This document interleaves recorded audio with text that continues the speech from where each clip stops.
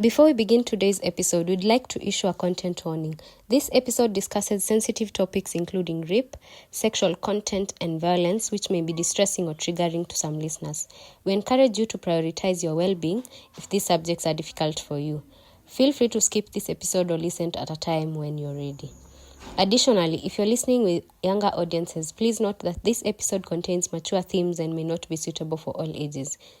If you or someone you know is affected by these issues discussed, we encourage you to seek support from trusted individuals or professional resources available in your area. Welcome and enjoy. So with that, having read this book, what would be your key takeaway? My key takeaway is never sleep with your brother. Oh my God. You're an idiot. You have no business Oh sleeping my with God. your brother-in-law.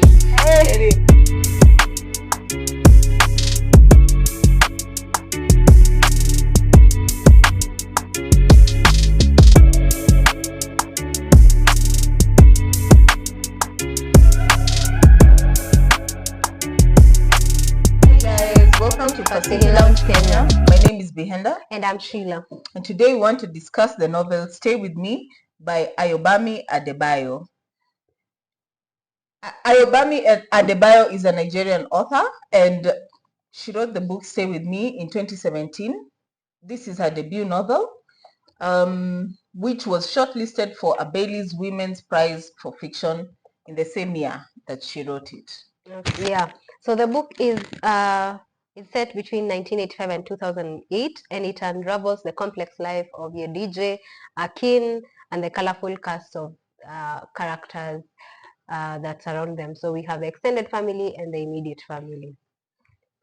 Okay. So some of the characters, as mentioned, the main characters were Yejide, Akin, Muni, who is Akin's mother and Yejide's mother-in-law, Funmi, who is Akin's second wife, and Dotun, who is Akin's brother.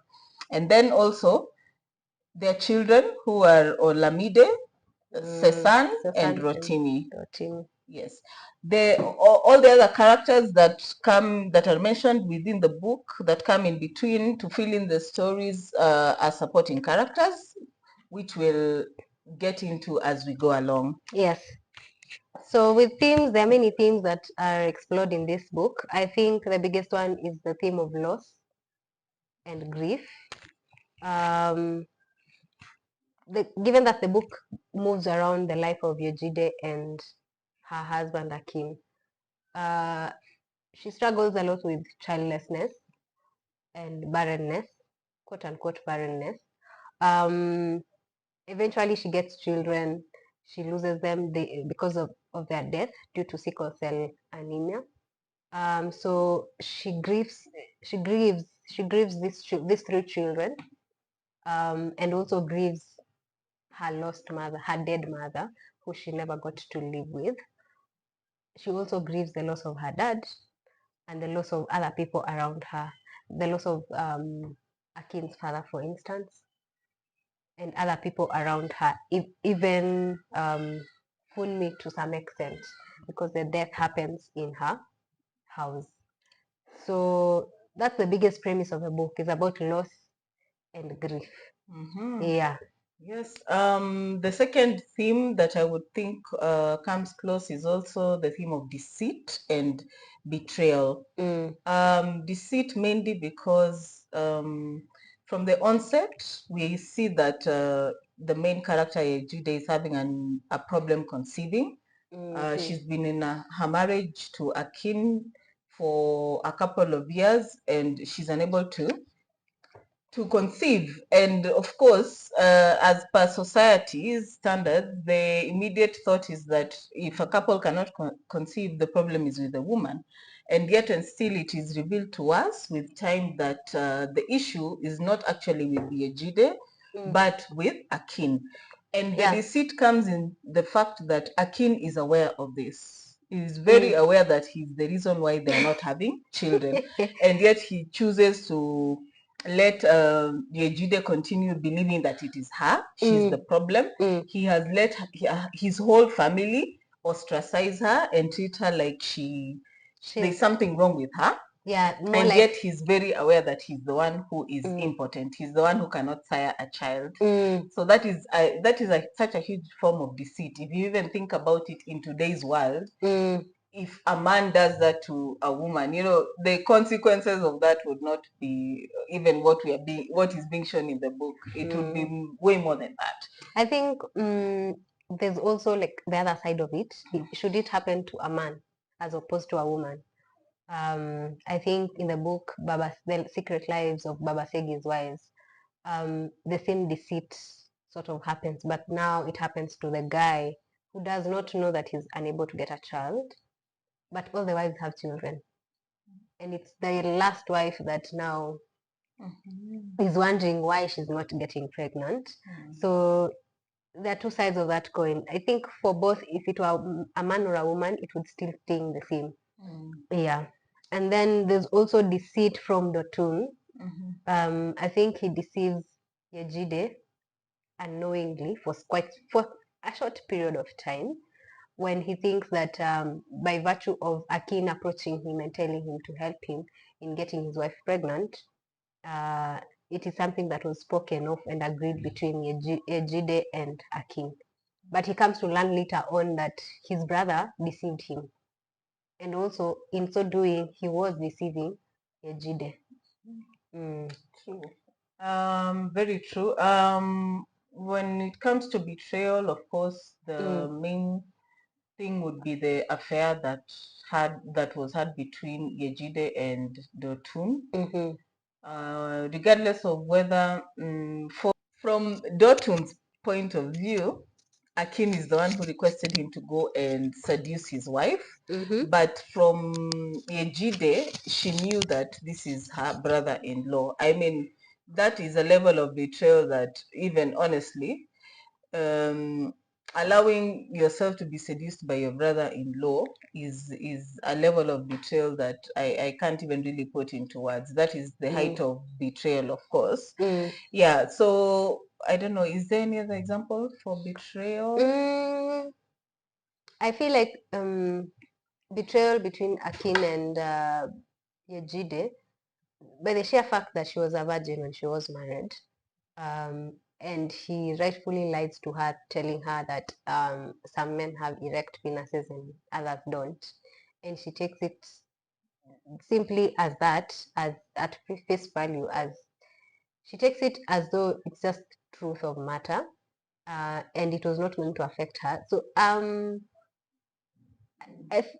feel like the deception was quite two-faced, in the sense that he tells her without telling her,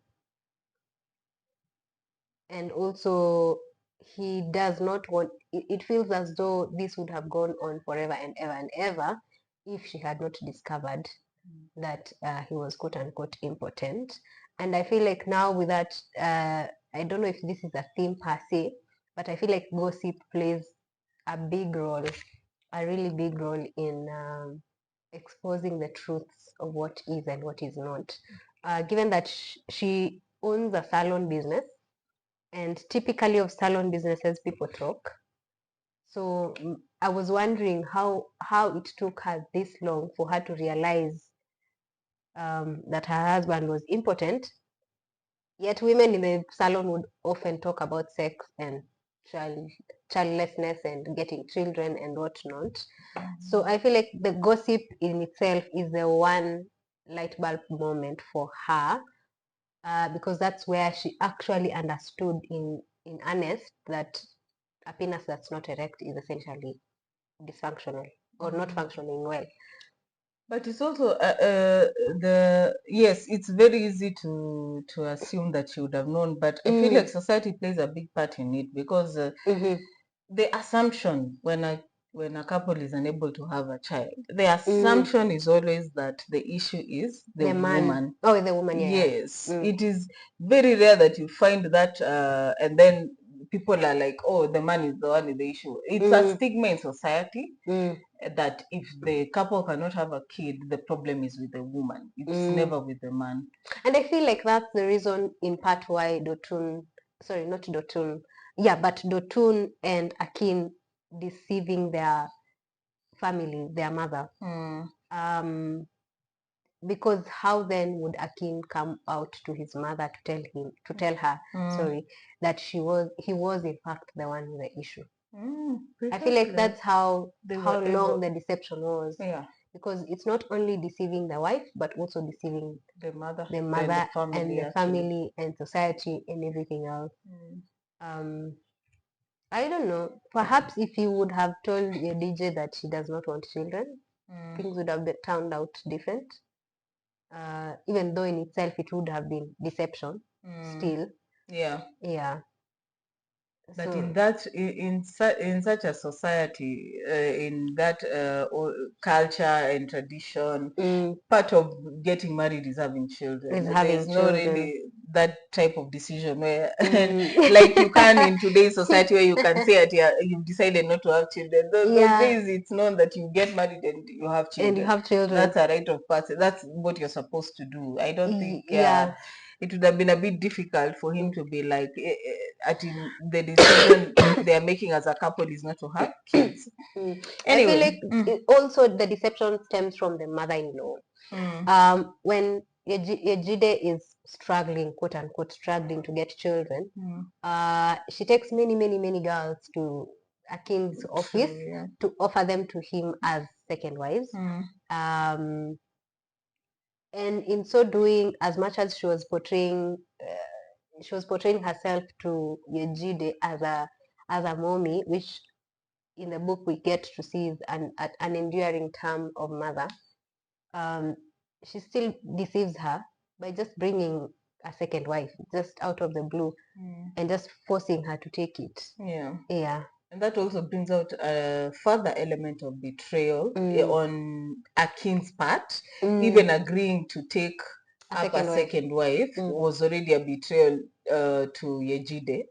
First and foremost, just normally, even if we put aside the fact that he was impotent, it's a betrayal for him to take on another wife, especially without telling her that she just showed up at their house. But then the fact that he knew that the reason why he's being brought for a second wife is because he can't give sire children, but then he's still agreeing and not revealing this information. And which kind of is weird, because what then was the mother thinking when she brought him the second wife and still the second wife was not getting pregnant? Now, remember in the book, the author kind of intimates that Akin does not spend time with her. Okay. Yeah, he just puts her on the side just to pacify his mother, but does not engage with her. Later on in the book, though, we get to see that he was involved with her, and because she was not a virgin, just like Ejide was, she figured out the issue pretty fast. Yeah, and I think that's in part what led to her demise. Okay, next theme. That one we've discussed in depth. It's quite it's a heavy theme, which I feel it carries in many societies, even in the Kenyan one at the moment. And I feel like it's something that has been there, will always be there. Perhaps it's just how to address it that's going to change. Yeah, so the next theme is I think from now, deception and betrayal, we get to guilt. And this guilt manifests in different ways. So there's the guilt within Akin. First of all, him being guilty of the fact that he's betraying his wife. He was in love with her, but he feels guilty every time she wants a child. She's not able to get a child, and even when she, quote unquote, runs mad and has a whole full false pregnancy, or what is called what is referred scientifically as pseudocyesis. He his guilt. I feel like his guilt is the one that drives him further away from her. She still wants to talk to him, get intimate with him, and still be friends with him in a way. But he's just so standoffish. He's very standoffish, and I think that in part stems from now his guilt of knowing that he's the cause of this madness that is within her. And also, we get to see how guilty he is when he's deceiving Yejide by plotting against her to have his brother impregnate her. Yeah. To some extent, he feels guilty because he's orchestrating an affair and feeling like he can have control of the situation. And I think he felt that Yejide would despise him or something if she came to know. The other side of guilt is when surrounding the death of Funmi, the second wife. We get to see in the book later on that he is in fact guilty of her death by virtue of him pushing her down the stairs when she figures out that he's impotent. So those two, and the guilt of beating up his brother, despite it being that he was the one who orchestrated the whole situation, and now essentially sparking the extramarital affair. So I don't know if the guilt carries through the book. I don't know if he forgives himself. Something of a debate, really. In addition to that theme, the guilt of Yejide, when her children keep dying, she's like overwhelmed by guilt. I think she feels like there's something she could do in order to prevent their deaths, but she's unable to. Like, she feels like as a mother, there's something she can do, or she feels like they died because she did not do something, whereas they just died because they were sick. They had sickle cell disease. But then she's overwhelmed with guilt, and that's also prevalent a lot in society. A lot of mothers, a lot of parents, not just mothers, a lot of parents go through that whenever they lose children. They always ask themselves what they could have done or what they didn't do that resulted in the death of their children. Yeah. I feel like she's also guilty of leaving her daughter, the last daughter, Rotimi, whose name is essentially the name of the book, Stay With Me. Guilt when she realizes that she did in fact leave, and because she left her, she let her live the same life she lived as a motherless child. I feel like that's the only reprieve that she has, is that her child still loves her, and that sort of reduces the guilt that she has. But I don't think she truly let go of the guilt, because perhaps if she found out that all these children were not in fact Akim's, there could have been guilt there in knowing that without her entertaining Dotun, then her children would not have suffered that fate. Yeah, so I don't know. It's quite. I think the book closes on a place where it almost feels as though the guilt is going to end once they live together or reunited. Okay. The next theme, I have the theme of rituals. There were a couple of rituals that were being performed, or that the author has brought out in this society, beginning with the one for the mountain, beginning with the ritual of going up the mountain and bringing a goat as a sacrifice, which Yejide participated in order to conceive a child. And of course it didn't happen, but somehow when she went up the mountain, gave the goat as a sacrifice, they did some dancing and some singing and whatnot, and then she came back with her stomach supposedly swollen and claiming that she's pregnant. Those fake rituals. And then there's also the ritual. Really fake. I feel like it's not in the fakeness of it, or the, what's the opposite of fake? The reality of it. It's almost as though if you want to believe in something so bad, they become reality. So maybe it's not so, we can't call anyone's culture fake. Is that But culture? it's very, yeah, it's cultural. Yeah, I feel like it's culture because it's not something that happens in all societies. Well, okay. Well, that was the ritual they performed, but Mm. okay, it didn't work. Let me say Yeah, that yeah, it may essentially. not be fake, but it didn't work because Mm. obviously she wasn't pregnant by the Yes. time she was coming Mm. down the mountain. She was not pregnant, Mm. and then there's the ritual where after losing her second child, that is a son, the mother-in-law said that they should mark his body so that in case when she gives birth to her third child, if the child is born with the same marks, they can know that it is a spirit. It is a spirit that has come back to haunt the mother. To haunt the mother. I feel like it's quite sad with these rituals that we encounter in the book, because most of them are there to orchestrate really painful memories. We get to see that even for Yejide herself, she was called an evil child because her mother died during childbirth. Yeah. And perhaps it's for this reason that maybe the mommy and the other people who are doing all these rituals for the dead children, perhaps they are trying to chase away the evil spirit that they believe stems from Yejide herself.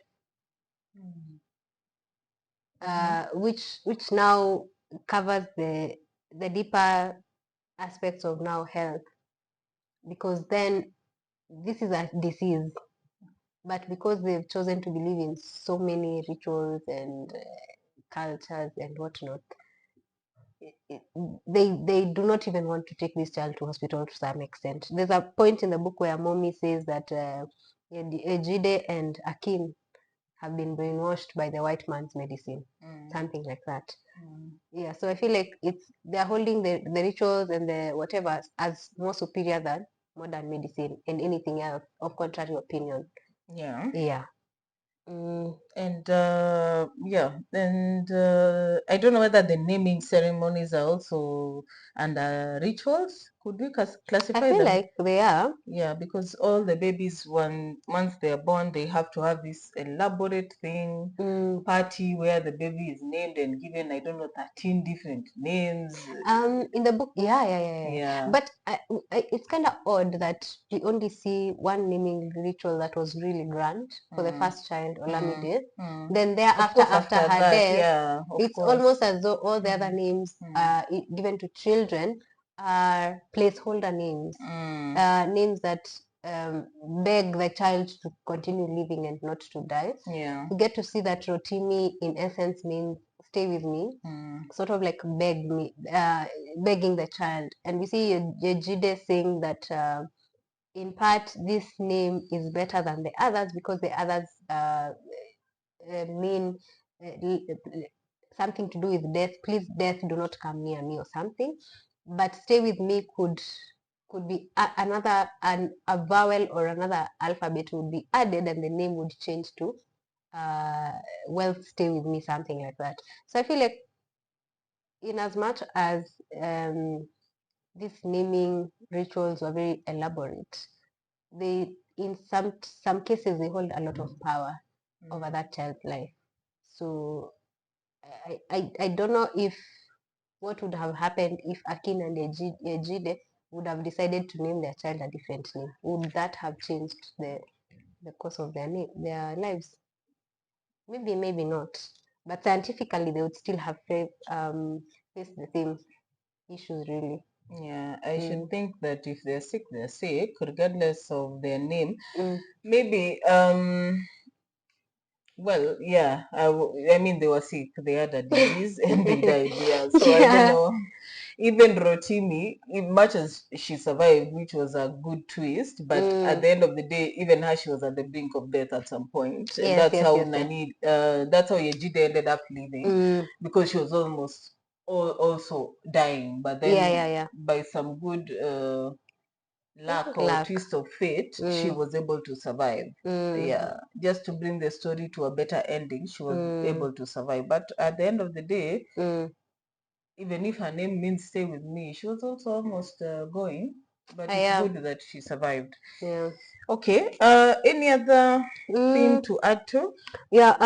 I have one which is quite I think about three. There's also the politics and political upheaval in Nigeria.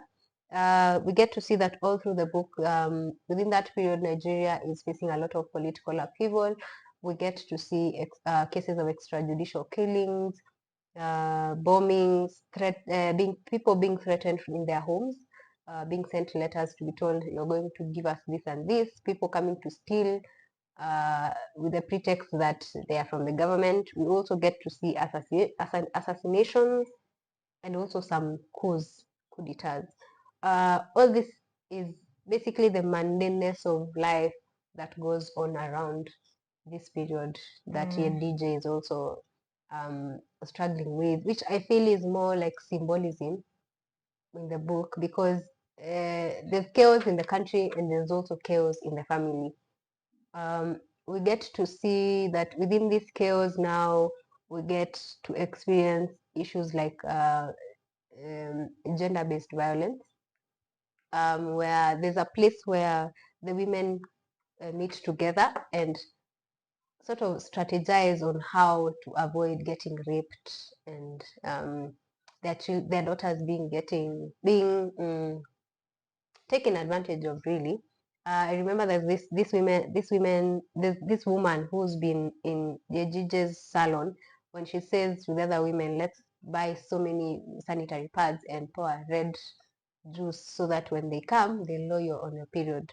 So I don't know. I feel like it's a bit idealistic to think that a period will stop rape, really. So there's that, the violence that is coming about because of the period that people are in. We also see like a lot of internalized misogynistic tendencies. In the salon, there's this Madame Saadia who's like a whole principal, high school principal or something. Yet when Bolu's mother, when she says that her daughter is going to go to university, she laughs at her, indicating and tells her to her face that her child is not going to go to university simply because she's beautiful, then it means men are going to get her pregnant or take advantage of her. And the only apology she offers to this woman is by saying that she could still get pregnant but go to university. Doesn't matter. I feel like it's a lot of internalized misogyny that has not been fully explored in the book. Yeah. She could have apologized just so that this woman gets back off of her, because she was really angry when this woman says that her daughter, because she's beautiful, she's just going to get children and that will be her. Good. Yeah. So in addition to that, we also have, of course, the other things that accompany such politics. I don't know how to call it African politics, the issue of leadership and governance in African countries. Yeah, that's true. Which is usually, we see them mentioning the military dictatorship, which may last for 6 years or more. We hear them going for elections and having those elections marred by like uncertainty. You don't know, the election results are not being announced. You're waiting. I mean, if you're voting today, by tomorrow, latest the next day, the election results should be out. In this case, they voted and then they had waited for almost like 6 to 7 days and the election results were still not out. I think this is usually something that happens in a lot of African countries. And then there was that possibility of a coup taking place in Nigeria, which is also needed. It's also reminiscent of very many actually African countries. Same thing happening. There's always that push and pull of power.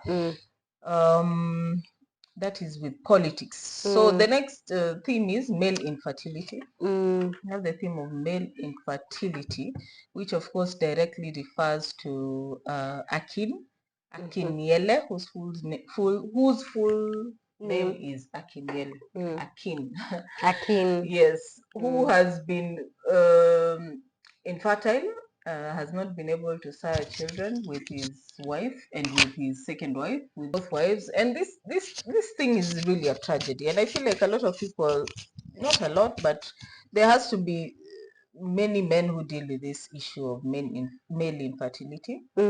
And it is so stigmatized such that they would never want to talk about it. And this is shown very clearly in the book by the author.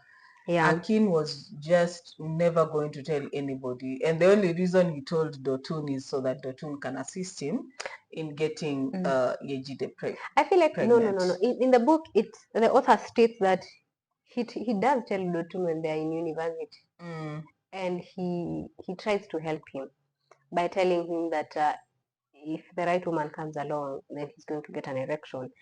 It shows him all the pornographic materials, flaunts so many beautiful girls in front of him with the hope that he would have cured his brother. So I think he definitely knew, although I don't know. But anyway, the point is it's a stigmatized thing. Yeah. Like, a lot of people don't like to talk about it. The fact that he could not tell his wife, despite being married to her and being closest to her, he was not able to just tell her this, hey, listen, this is the reason why you're not getting pregnant. It has nothing to do with you. Yes. It's actually me. And the fact that he couldn't tell her that shows you that this is a real, like, it's something that men do not feel comfortable talking about, and they don't talk about it until they have to talk about it. Yes. With that, I think for me, the next theme would be mental health. Issues to do with mental health issues. We see how Yejide suffers greatly throughout the book. First and foremost, because she really she's married, she's loved by the extended family, and she sort of feels like now she gets to have her own family because of how badly she was treated by her own extended family, her own, not extended, step siblings and step mothers. But now, because she's struggling to get children, she's mommy slowly by slowly despises her first and foremost. So she feels the hate from Akin's mother. And then because of this and the sadness of not getting a child, she gets the psychedelics, the false pregnancy. That in itself is a whole mental aspect that should be looked at, because now essentially she's a mad woman, but her body is telling her that she's pregnant. So not necessarily her fault, but I feel like all these things culminate, because if perhaps Akin had told her that they were not able to get children because of this and this and this, they would have found a solution, and maybe she would never have told another soul. She also suffers greatly with depression. With the loss of those two children, we see her dissociate with the third child. She does not take care of that child. She lets her be with the, and in her mind, she's almost, it's almost as though she's letting go of that child, because she definitely knew she was going to die, and she felt like she was protecting herself by dissociating and leaving Akin to take care of this child. So I think these two, and also coupled with now the fact that she does not know where her children are buried because of the rituals and whatnot, might have actually made her mental health worsen. Yeah. And that brings us to also the theme of child loss, which is shown through the loss of Olamide, who is Yejide's first daughter, and Sesan, who was the son, the first son, or the second child.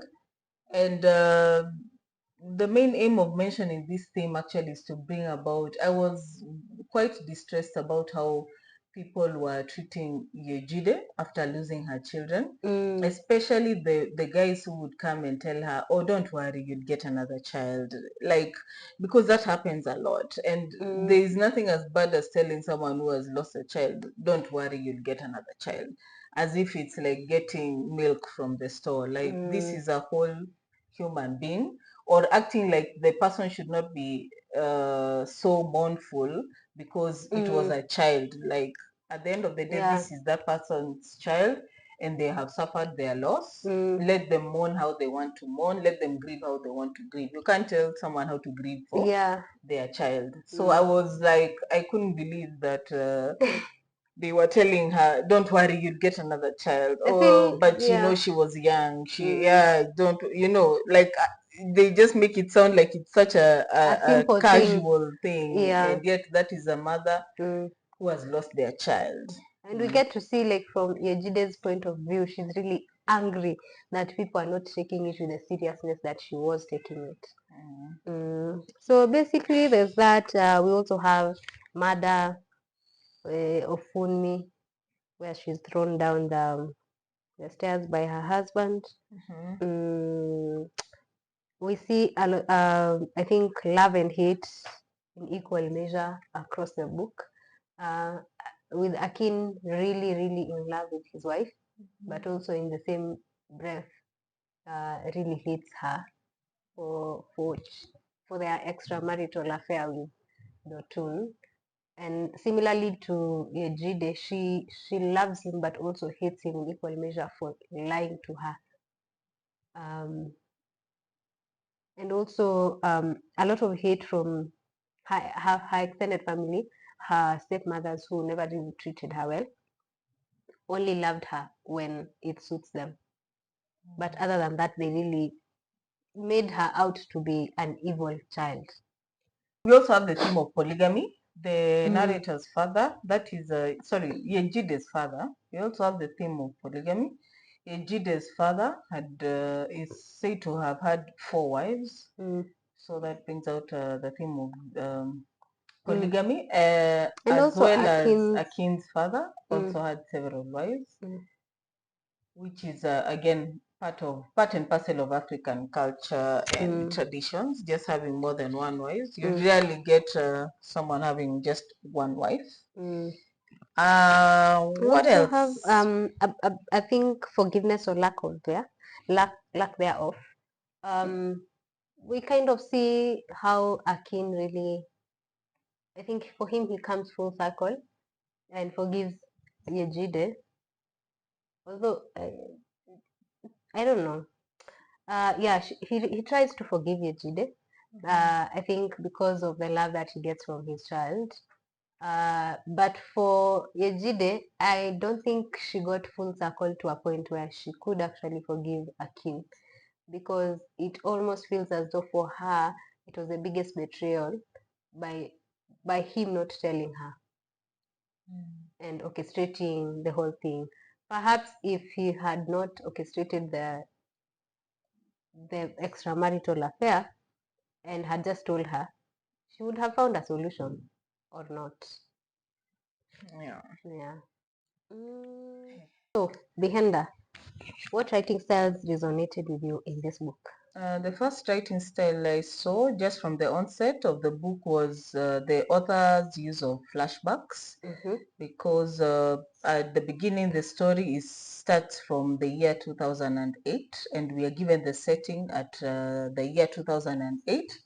And then when we go to the second chapter, we are taken back to 1985. So we go back between years, back and forth, and we are shown in terms of flashbacks what had happened in order to be able to understand what is currently happening. Do you feel like with that writing style, the author was able to capture attention? I think it was a great way to capture attention because it gives you that idea where you're wondering what is happening. I believe when the story starts, it starts with Yejide packing her bags. Yes. So you start to ask yourself, because it starts with her leaving Akin. So you front and immediately your interest is aroused because you're wondering, why is she leaving Akin? Then now when you're taken back, you are introduced to how they met, where they met. You see, so it's a way that you're here in the present, and then you're taken back and given the story, and then you're taken told exactly what is happening now. I thought it was a good way of capturing the reader's attention. I think for me, the writing style that I really liked was the stream of consciousness. It was in aspects where we find the author taking us to the minds of Yejide and Akin, sort of an unfiltered thought process of what was happening at the exact moment. We kind of see this when Akin is really dreaming about death and Funmi after killing her. And we also see Yejide's mind when she's thinking about her child and how the child will look like and this and that. We also get to see a lot of descriptive styles. So vivid descriptions of the environment around, how they met, the situations, the political upheaval, the riots, the death of the child and whatnot. So this really helps a lot in creating depth within the book, really. Another writing style that I came across was the storytelling part, where you have the story about the Iroko tree and how the firstborn was promised to the Iroko tree. Yeah. Those stories that were usually told, where you have like things that shouldn't be happening, like a tree communicating, just to bring out a certain aspect of society or of culture or of tradition. And then you also have the story that Akin was telling to Rotimi about Babalao. And within the story itself, you find the incorporation of songs. Yes, that's also part of the writing styles that the author has used. Yeah, so with that, having read this book, what would be your key takeaway? My key takeaway is never sleep with your brother. Oh my God. You're an idiot. You have no business sleeping with your brother-in-law. Anyway, my key takeaway, okay, on a serious note, for me, I think that women are more than the children they give birth to. Okay. While giving birth is an honorable thing to do, it is a beautiful thing. Motherhood is a beautiful thing. I think we need to stop tying women's identity to giving birth and to being mothers. Because this is what happens. What happens in the book is what happens when we place so much emphasis on I am a woman, so I have to be a mother and I have to have a child. Yes, our identity first and foremost is a human being. You're a human being before you're anything. Before you're a mother, before you're an other. The moment you start tying your identity to being a mother or giving birth, then you will, if you're not able to give birth or to be a mother, you will end up depressed. You will end up doing the desperate things that the author has shown us several characters doing in this story. Yes. I think for me, it's a bad thing to say, but I don't think it's prudent to put your trust, absolutely all your trust in one person. We get to see that when they go to hospital, these two married people, and they are tested, she really does not ask how the test went for her husband. She just assumes because he told her that everything is okay and he was tested, that it's okay. That extreme level of trust, it is good to trust. However, too much of anything is really poison.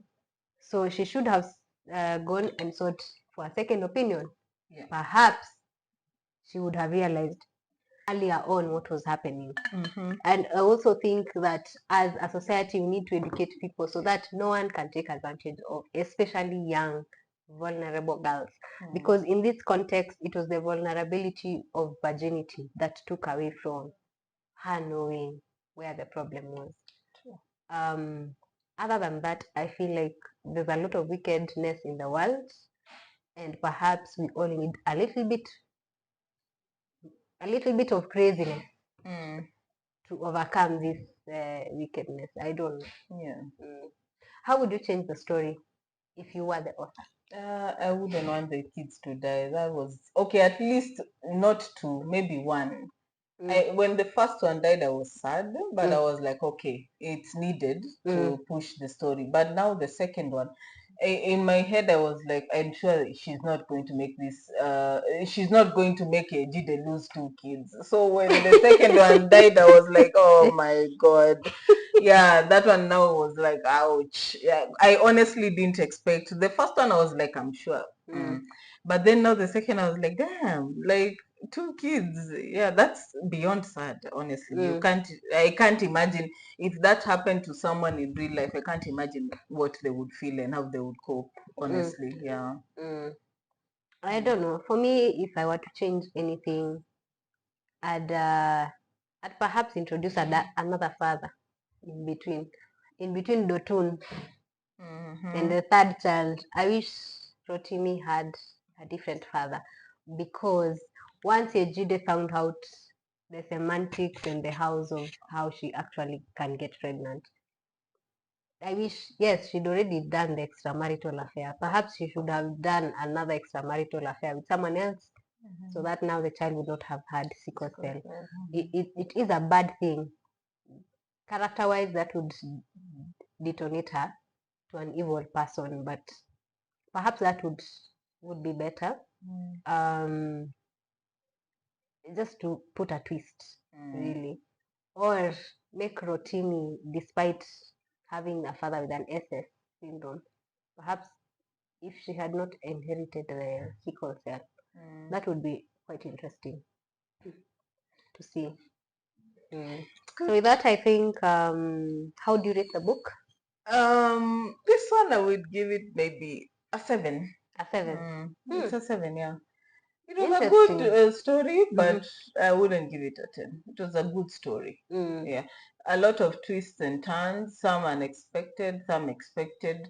There were twists and turns, but there were some where I was like, I'm sure this is where it's going. Yeah, I was sure. In fact, there was, as I was reading, before Dotun revealed that it's Akin who had put him up to having an affair, seducing Yejide, there was some point I said to myself, I think Akin knows that Dotun is sleeping with yes, I just thought about it and I was like, I feel like, and then when that's one, and then when Yejide was not getting pregnant, in my head I said, I think it's this guy.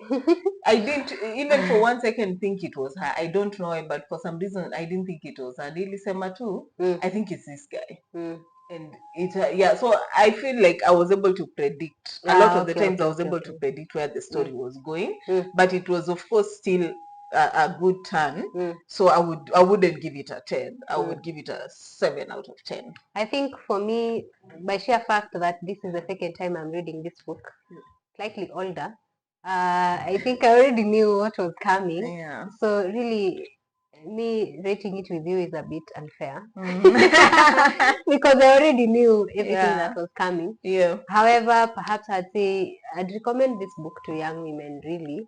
Young, especially Christian women who are taught to be the virtue of virginity and avoiding extramarital sex before marriage.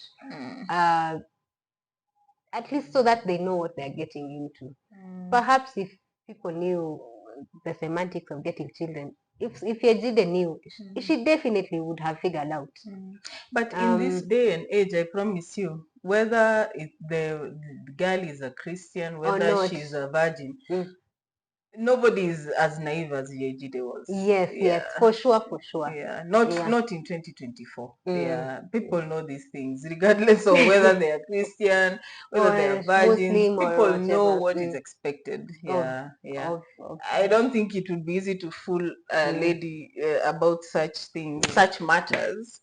In 2024. I think she was fooled back then because perhaps maybe in the they were not taught in class how exactly sex works. And how people get pregnant, and that it can be the man's fault that you're not getting pregnant. You know, she was also she was also growing. The setting is that, as I've said, the setting is that if you're not getting pregnant, it's always your fault as a woman. As the woman, it's your fault. It's never the man's fault. So that's what she believed. Yeah. Okay, guys, thank you so much for listening to us.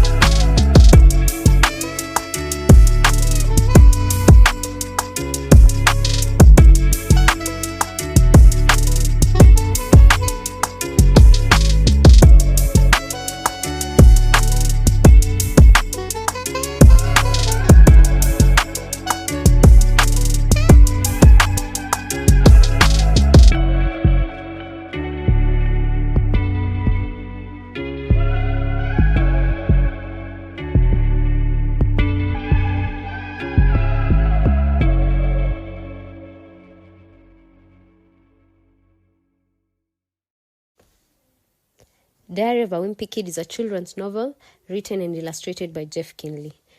In this next episode, we cover the first book in the series, Diary of a Wimpy Kid, which is about a boy named Greg Feffley and his attempts to become popular in his first year of middle school. If you're a parent looking for a series that will entertain your kids, spark their imagination, and even teach them a thing or two about resilience and friendship, this episode is for you. Join us as we dive into why this series has captured the hearts of young readers everywhere and how it could become one of your child's favorite reads.